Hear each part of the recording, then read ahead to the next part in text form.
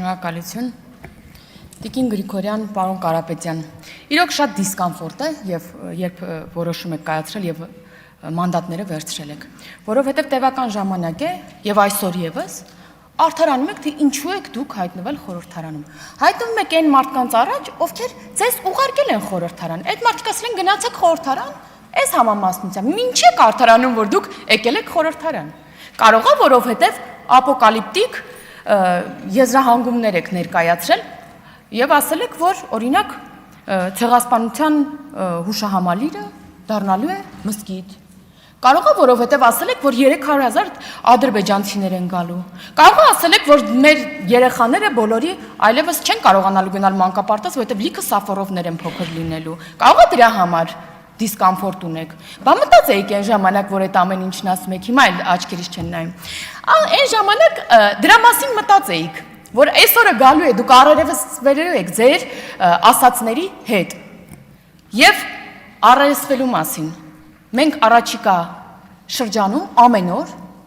ձեզ առերեսելու ենք ձեր ասածների հետ։ Ձեր քթից բերելու ենք 300,000 ադրբեջանցիները հատ-հատ ու յուրաքանչյուրից հետ, որովհետև դուք դրանով ահաբեկել եք մեր ժողովրդին։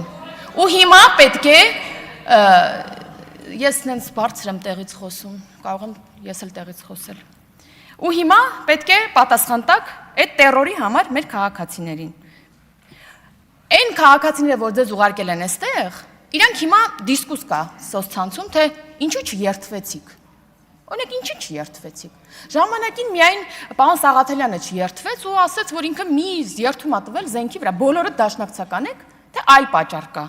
Ու մարդիկ քննարկում են, ասում են կարող է, որովհետև հանուն Հայաստանի Հանրապետության անկախության, ինքնիշխանության հզորացման չեք ցանկանում բարեխղճորեն կատարել ժողովրդի ներկայացուցչի ձեր պարտականությունները։ Չեք պատրաստվում պահպանել Հայաստանի Հանրապետության սահմանադրությունն ու օրենքները։ Կարող է, որովհետև չեք ցանկանում նպաստել Հայաստանի Հանրապետության պետականության ամրապնդմանը, շահերի պաշտպանությանը, անել ամեն ինչ կամ քաղաքացիների քաղաքացիական համերաշխության համար, քաղաքացիների անվտանգության համար, պաշտպանության համար։ Երևի մտածում են մարդիկ, ասում են, երևի չեն կատարելու, չեն պահելու, դրա համար չեն երթվում։ Կարող եք դուք ձեր ուրեմն տարբերակն ասել, եթե սա չէ։ Պարոն Ռուբինյան, եթե նկատեցիք, ձեզ հարցեր չկային, օրինակ Ռուսաստանի հետ հարաբերություններից, որտեղ բոլորը խնդիր են տեսնում այս օրերին։ Չկար հարցեր, օրինակ ԵԱՏՄ-ի հետ կապված խնդիրներին առաջացող, օրինակ կաթնամթերքի խնդիրը, չէ՞։ Մեր քաղաքացիները այսօր բախվում են, մանավանդ որ ինչ-որ փորձակնություն ցույց է տվելու կաթնամթերքի մեջ, այդ խնդիրները չկան եւ այլն եւ այլն։ Օրինակ, ասեք, ձեր գործիքակազմը խորհրդարանի նախագահի ո՞նց եք պատրաստվում կիրառել, որպեսզի այդ խնդիրները մեր ժողովուրդը այդ խնդիրներին չառերեսվի։ Չէ, ձեզ հետաքրքրում է Թուրքիայի հետ հարաբերությունները, Ադրբեջանի հետ հարաբերությունները, որտեղ այդտեղ մենք գնում ենք կարգավորման։ Դա ձեր պլանների մեջ չի մտնում։ Կարգավորվող հարաբերությունները, դիվանագիտական հարաբերությունների հաստատումը ձեր պլանների մեջ չի մտնում։ Այ Ռուսաստանի հետ կապված խնդիրները, ԵԱՏՄ-ի հետ կապված խնդիրները ձեր պլաններով ամեն ինչ գնում, դրա համար դուք այստեղ որևէ հարց չունեք։ Չէ՞ որ մինչև ընտրություններն էլ ասում եք, որ այ նման բան լինի, մի հատ էլ ասում եք պիտի Ռուսաստանը ուշադրություն հրավիրի իշխանամերձ գործարարներին եւ նրանց համար խնդիրներ առաջացնի, հիմա փաստորեն դուք սրա հետ բացարձակ խնդիր չունեք։ Տիկին Վարդանյանն ասում էր, որ ինչ որ երեսպաշտությունից էր խոսում, Տիկին Վարդանյան, յուրահատուկ երեսպաշտություն է պետք։ Այսքան ընտրակաշառքների մեղադրանքների, այսքան այս ամեն ինչից հետո գաք ու ընտրակաշառքից խոսակ, ընտրակեղծարարությունից խոսակ։ Սա ասում է մի ուժ, որի թիմակիցների մեծ մասը իդեպ երկուսի էլ այն Բարգավաճ Հայաստանն էլ ձեզ բոնուս։ Մեծ մասը այսօր անցնում է այդ ընտրակաշառք բաժանելու մեղադրանքներով, հարյուրավոր մարդիկ։ Ու ասեմ ամենակարևորը, այդ մարդկանց մեծ մասը, պարոն Կարապետյան, տվել են խոստովանական ցուցմունքներ, ասել են այո, մեզ վերագրվող արարքը մենք գործել ենք, մեծ մասը հետաքրքրել, ճիշտ է, պարոն Վարդևանյանի հետ կապված ձեր հորեղբայրն ասում էր, որ լավ չի գաստվե, որ գազ տարբանք դառնայի վարչապետ, բայց իրականում մեծ մասը հետաքրքրվեք, կգաք մի օր կասեք։ Կամ համապատասխան մարմինները որ կան կհետաքրքրվեք։ Մեծ մասը տվել է խոստովանական ցուցմունք, ասել է որ այո, մեզ վերագրվող արարքը մենք գործել ենք։ Հիմա չգիտեմ շանտողություն ինչն է համարում, ու կխնդրեմ շներին մի կողմ դնել, որպես շուն պահող մարդ եմ ասում, այդ զազրելի արարքը շների հետ կապված որևէ կերպ մի ասոցացրեք, հա։ Բայց կսպասենք մեղադրական եզրակացություններին։ Ինչ վերաբերում է վարչական լծակի կիրառման։ Ուրեմն այո, գործընկերներս էլ ասին, ձեր հարազատների մեծ մասը եւս աշխատում են պետական համակարգում ու դա նորմալ է։ Բայց քանի որ պարոն Մեսրոպ Մանուկյանը խոսեց դրա մասին, օրինակ պարոն Մանուկյանի կինն է աշխատում ազգային ժողովում, ես իմացա, ես ունեմ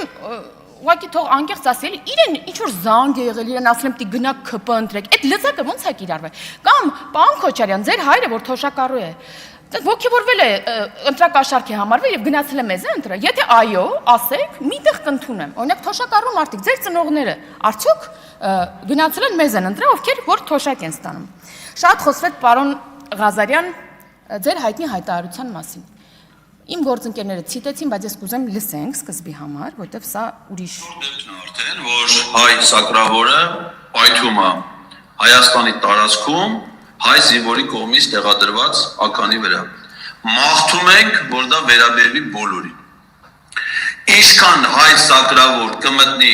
ականապատ դաշտ, ցանկանում ենք, որ ընտեղից դուրս բերվի նրա մարմինը կամ վիրավոր մարմինը։ Հիմա, պարոն Կարապետյան, կփոխանցեմ, մի րոպե, հեսա կասեմ, տեսեք, ես հետևում եմ ձեր յուրաքանչյուրի խոսացածին ամեն ինչին ձեր հավատարիմ հետևորդն եմ, պարոն Ղազարյան։ Դուք, ես չեմ հիշում մի դեպք, որ ասեք, որ ես հերքում եմ, ես դա նկատի չեմ ունեցել ներողություն սխալ ձևակերպման համար։ Չնայած շատ հստակ եք ասում։ Դուք անգամ հիշում եմ մի դեպք, երբ որ հաստատել եք, ասել եք այո, ով մտնի եւ ականազերծի այդ հատվածները սահմանազատման համար, այո, պիտի նրա մարմինը հանեն։ Բայց այս տեսանյութը դնելուց, ձայնագրությունը դնելու իմաստը, պարոն Կարապետյան, սա չէր, արդեն շատ դրա մասին խոսեցինք։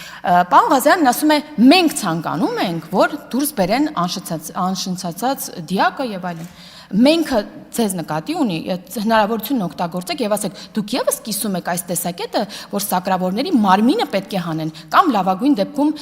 խեղված մարմինը։ Գիտեք ինչի, որտեւ նաեւ ձայնագրությունից մեկում ես հիշում եմ, որ հաշմանդամություն ձեռք բերած մեր զին հաշմանդամներին, կարծեմ ձեր բանում էր, մեղադրանքը ձեր ուժի հետ էր կապված, այնտեղ անվանարկում էին նաև մեր զին հաշմանդամներին, ձեր տեսակետը կուզեմ, որտեղ մենք ով է խոսում, պարոն Ղազարյանը, շնորհակալություն։ Հավանիչ տեսանյութը եւ բաժանորդագրվիչ նորությունները բաց չթողնելու համար